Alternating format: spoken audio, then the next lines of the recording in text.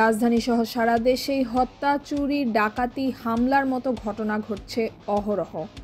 Police সদর দপ্তরের দেওয়া তথ্য অনুযায়ী গেল জানুয়ারি মাসে হত্যার শিকার হয়েছেন 294 জন, যা সেপ্টেম্বর মাসে ছিল 283, অক্টোবরে ছিল 249, নভেম্বরে 211 ও ডিসেম্বরে 204টি হত্যাকাণ্ড ঘটেছে, যাতে দেখা যায় আগের 4 মাসের তুলনায় জানুয়ারি মাসে হত্যার সংখ্যা আরও বেড়েছে। সদর দপ্তরের তথ্য বলছে জানুয়ারি মাসে বেড়েছে ডাকাতি, চুরি, ছিনতাই ও অপহরণ।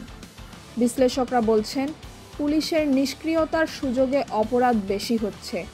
এমন প্রেক্ষাপটে নাগরিকদের আরও সচেতন থাকার পরামর্শ দিয়েছেন বিশ্লেষকরা। তাহমিনা রহমান, হাফসা, ঢাকা ওয়েস্ট।